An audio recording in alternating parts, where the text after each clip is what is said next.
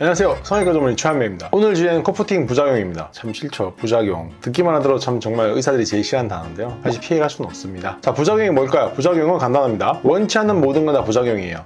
약 먹고 속이 안 좋아질 수도 있고 어지러울 수도 있겠죠. 이런 것도 다 부작용에 들어갈 겁니다. 얼굴이 붓는 것도 부작용일 수가 있겠죠. 일반적으로 코프팅을 말씀을 드릴 때 저는 코프팅에서 가장 최악의 부작용은 코끝에 생기는 흉터라고 생각을 합니다. 코끝에 생긴 흉터는 한 번 생기면 없어지지도 않고 지속적으로 패여있게 되면서 반복하게 되면 더더욱 그 흉터가 여러 개가 되면서 굉장히 모양을 좋지 않게 하기 때문에, 그리고 해결의 방법이 굉장히 어렵기 때문에 제가 생각하는 최악의 부작용은 코끝을 뚫는 시술입니다. 자, 그럼 장점만 있느냐? 코끝을 뚫는 사람들이 왜 뚫었을까요? 첫 번째는 저같이 하는 게 어렵기도 하지만 콧구멍 앞쪽 이 부분을 써먹을 수가 있거든요. 코끝을 뚫게 되면 여기를 늘릴 수가 있어요. 이 늘리는 게 저도 늘리는 걸 반대하진 않아요. 어떻게 조금씩 더 늘려서 이쁘게 만들면 좋으니까. 단점이 있어요. 그게 뭐냐면요, 이거는 이제 일반적 코의 근육 그림이에요. 코의 근육이 이렇게 많아요. 하신 분들은 아실 거예요. 이 정도 근육이 있는 건 아셔야 돼요. 코는 움직이는 기관입니다. 우리가 호흡이 역할을 하지만 표정도 짓고 다 해요. 여기 미간에만 근육이 있는 거 아닙니다. 이 아래쪽도 다 있어요. 특히 코끝에만 하더라도 이 근육들이 있습니다. 자, 갑자기 왜 이걸 보여드렸느냐? 코끝은 움직이는 기관이에요. 코 수술을 하고 휘어지는 거, 정말 그 모든 원인이 수술이 잘못됐을까요? 기본적으로 움직이는 기관인데 최대한 강하게 잡는다고 하더라도 아무래도 한계는 있어요. 최소한 연골이 굳어지고 이 조직과 유착이 되려면 시간은 필요하거든요. 그 기간 동안에 움직이는 거는 사람이 어떻게 할 수 있는 건 아니에요. 그게 숨을 쉬는 공간이고 표정을 짓는 공간이고 밥을 먹는 입하고 연결된 공간이고 이렇게 다 연결되어 있기 때문에 사실은 이거는 여러 가지 요인들이 작용할 수밖에 없습니다. 자, 그러면 어떤 일이 발생할 수 있냐면요, 처음에는 붓기가 이 부분이 부어있다가 끝이 가라앉겠죠. 분명히 직후에는 예뻤는데 실이 딱 피부 아래 위치하게 해서 너무 잘 만들어놨는데 코끝으로 실이 튀어나온 경우가 생기겠죠. 그렇기 때문에 제가 코끝을 뚫는 코프팅은 절대로 반대한 이유입니다. 그런 식으로 코끝이 튀어나올 수가 있단 말이에요. 그럼 저희 같이 하게 되면 상대적으로 이제 여기를 이용하기 힘들겠지만 사실 여기는 필러를 좀 써주게 되면 충분히 모양은 만들 수가 있습니다. 자, 그러면 이 방식도 부작용이 없는 건 아니에요. 우리가 이 방식으로 코끝을 뚫던 안 뚫던 간에 실은 이 비주에 들어가게 됩니다. 옆에서 보면 이 아래쪽 비주에 이렇게 들어가게 되겠죠. 여기 들어가서 이렇게 쏙 들어가 있는 비주를 아래로 끌어내기도 하고 앞으로 밀어주는 역할을 해서 코 모양을 잡아줄 수가 있습니다. 자, 여기서 중요한 건 뭐냐면요, 여기 넣은 실도 코가 지속적으로 압박이 되게 되면 아래로 밀릴 수밖에 없어요. 실도 아래로 밀리거든요. 실이 아무리 여기서 잘 들어가서 아래쪽 뼈에 잘 고정이 되어 있다고 하더라도 밀릴 수가 있거든요. 그러면 이 실이 튀어나온 장소가 중요해요. 이 겉에 피부에 튀어나오게 되면 흉터가 남을 수도 있고 염증이 날 수도 있고 하지만 사실은 코 안의 조직들은 대부분 점막 조직에 가깝습니다. 점막하고 피부의 가장 큰 차이는 평소에 젖어 있냐 말라 있냐, 이 차이가 제일 큽니다. 점막의 제일 좋은 점은 흉터가 별로 남지 않죠. 그리고 치유가 굉장히 잘 된 특성이 있습니다. 습하게만 해주면 치유가 굉장히 잘 됩니다. 우리가 피부에서 나왔을 때, 특히 코끝을 뚫었을 때는 좀 걱정을 많이 하실 수도 있지만 우리 비젤 코프팅 같은 경우는 그런 거 좀 할 필요는 없다 말씀을 드리고 있고, 염증 가능성을 말씀하시는 분이 있는데 아직까지 저는 염증 경험해 본 적은 없거든요. 염증이 생기게 되면 실은 사실 간단하게 분해되는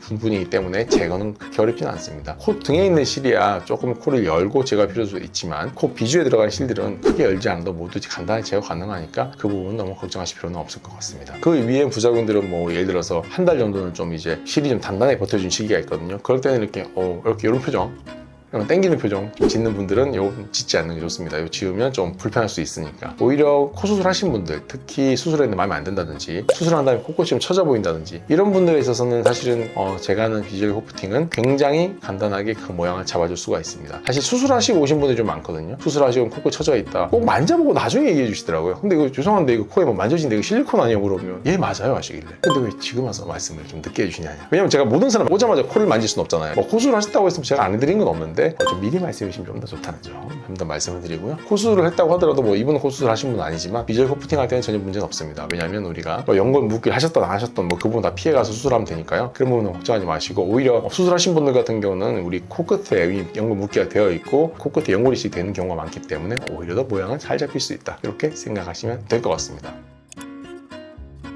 코프팅을 했을 때 발생할 수 있는 부작용, 코 안에 있는 점막을 자극한다든지 좀 불편감이 있을 수 있다, 하지만 이 부분은 너무 크게 걱정하실 필요는 없다, 이렇게 말씀을 드릴 수 있을 것 같고요. 코끝에 튀어나오는 것이 가장 좋지 않고 흉터를 만들 수 있기 때문에 그런 방식은 좀 피하시는 게 좋다, 이렇게 말씀드릴 수가 있을 것 같습니다. 오늘은 한번 코프팅 부작용에 대해서 말씀을 드려봤어요. 좀 너무 부정적인 주제긴 하지만 그래도 비주얼 코프팅 같은 경우는 큰 부작용이 없다는 게 전 개인적으로 가장 제가 발 뻗고 잘 수 있는 가장 안심하는 부분이라고 생각을 하고 있습니다. 코프팅이 어떻게 하는 건지, 전후 사진이 어떤 건지, 또는 어떤 장단점이 있는지는 다른 영상에 많이 남겨놨으니까 한번 참고해 주시면 좋을 것 같고요. 언제든지 추가적으로 궁금한 점 있으시면 댓글로 남겨주시거나 병원으로 연락주시면 제가 답변 드리도록 하겠습니다. 오늘 영상도 여러분에게 좋은 정보로 도움이 됐으면 좋겠고요. 다음에도 좋은 정보로 다시 찾아뵙는 시간 갖도록 하겠습니다. 감사합니다.